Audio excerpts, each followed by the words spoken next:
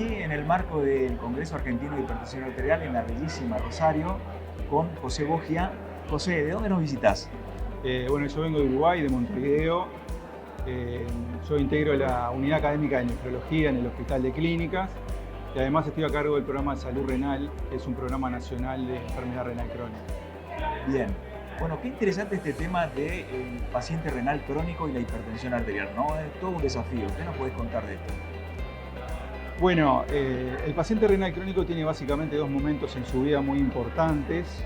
Algunos pacientes nunca van a llegar a la segunda etapa, que es la etapa de requerimiento de tratamiento de sustitución con diálisis o trasplante.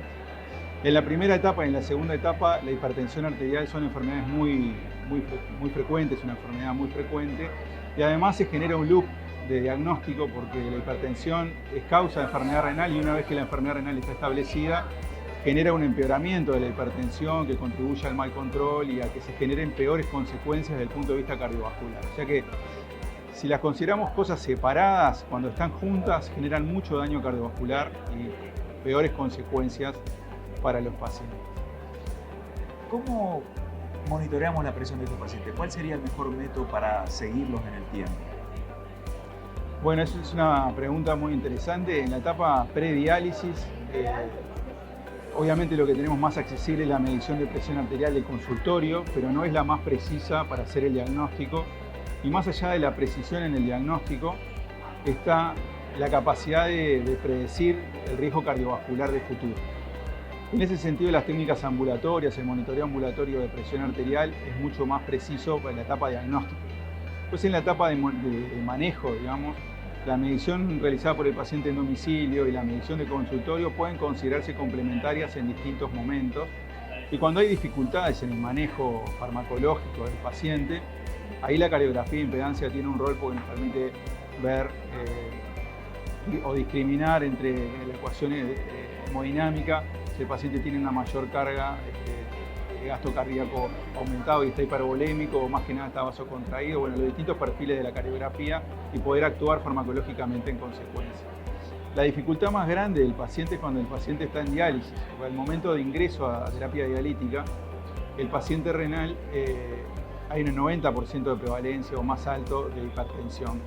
Pero una vez que el paciente se empieza a dializar, se corrige el principal factor determinante, que es el estado de volumen, y entonces muchos pacientes que están en diálisis tienen el rótulo de diagnóstico de hipertenso, pero una vez que empezaron y se corrigió ese volumen, generalmente tiende a estar en el rango de normotensión.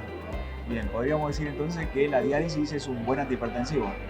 Bueno, el control de volumen en diálisis debe considerarse parte del tratamiento.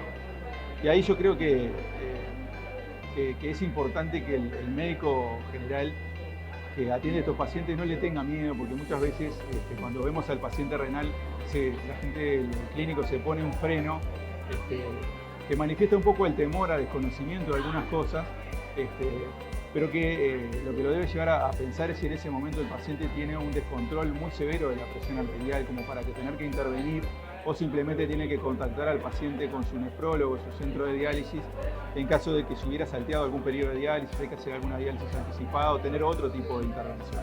Correcto. Bueno, José, muchas gracias por enriquecer nuestro congreso. Disfrutá de la hermosísima Rosario y te dejo un minuto para que te despidas de la gente y le des un mensaje final. Gracias, y la verdad que el congreso ha sido algo muy motivante, siempre es un disparador de ideas, se conoce gente nueva, ideas nuevas, y después uno vuelve a su lugar de trabajo a tratar de bajarlas a tierra.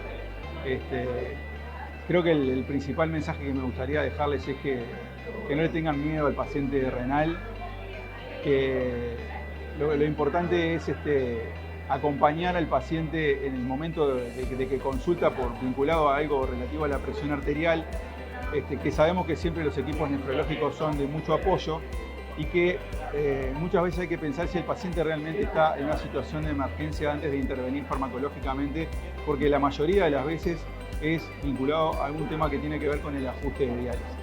Entonces ahí la conexión con el equipo nefrológico es muy importante. Gracias, José.